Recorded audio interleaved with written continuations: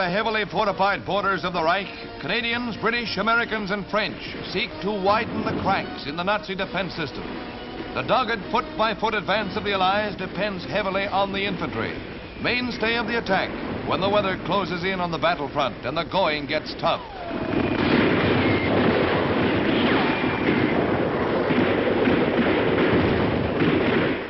In German border towns such as Bischweiler, Yank troops fight through backyards and from house to house, while mortar crews cover their attack, raining shells into enemy positions. The desperately fighting infantry suffers many casualties as the Nazis retreat toward the shelter of the West Wall.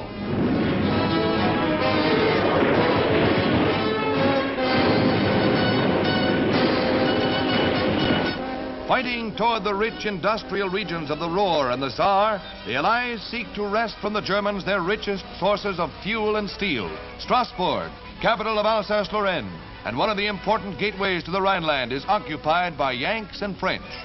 The flooded Rhine Canal is evidence of the torrential rains that have hampered the Allied drive. Signs direct the victors to the center of the city.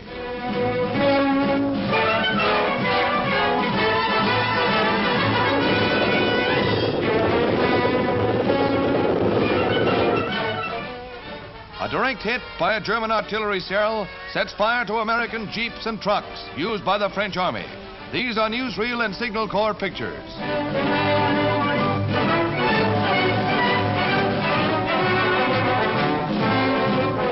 Liberated townsfolk lose no time in cleaning out Nazi headquarters.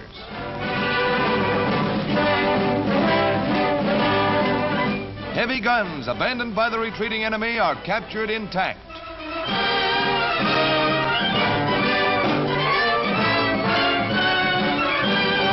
Beyond Mulhouse, southern end of the Allied attack, the fleeing Germans set fire to villagers before leaving.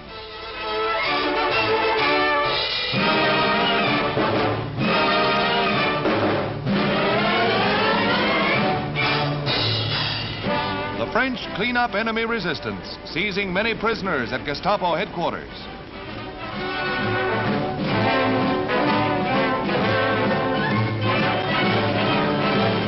Along the roads, long lines of prisoners and civilians stream to the rear.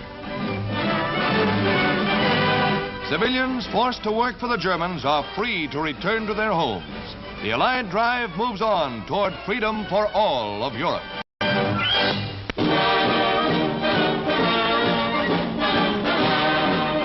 Strong carrier units of our great Pacific Fleet steam towards the island of Luzon in the Philippines for a blow at Manila. This maneuver is designed to help our men fighting on Leyte.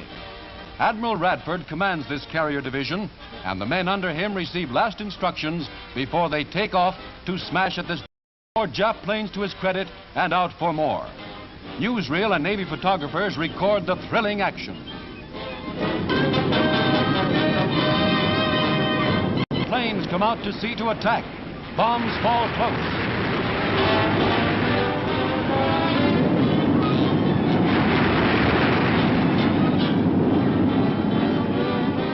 Some bombs hit. Here, a Hellcat absorbed the bomb's force. The terrific screen of anti-aircraft fire thrown up by our force accounts for 28 nipped planes. As crews fight fires aboard some of the carriers, our own planes bombed shipping and airfields at Manila. They run up an impressive score. 14 ships were sunk or damaged, and 140 planes shot up on the ground. Round one for Uncle Sam.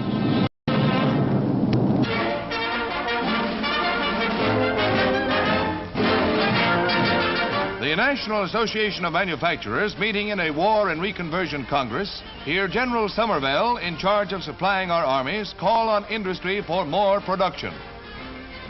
American industry and American workers must rededicate themselves here and now to an upsurge of production on the home front so that our forces on all fronts shall be limited in their use of materiel only by our ability to get it to them and by elbow room on the fighting fronts in which to use it. The kind of war we shall fight is in the balance.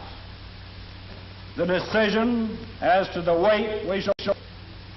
And this is the time for a decision. And I know what it will be. Thank you.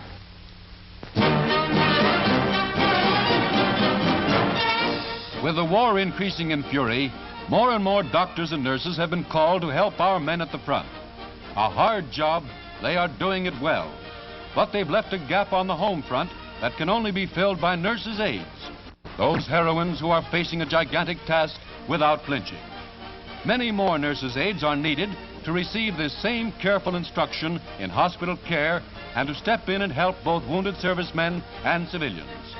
The hospital in your hometown needs help to care for the wives of soldiers, for example. And the Army and Navy need the services of any girl over 18 to aid in nursing convalescent veterans back to health. Help your neighbors and your community. Apply at your local Red Cross chapter.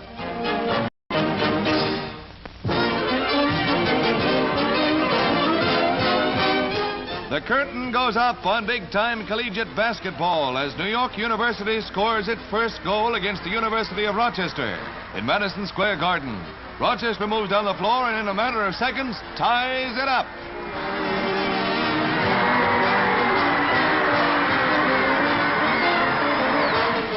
New York U, supposed to be one of the strongest teams in the East this season, rings up another 2 points.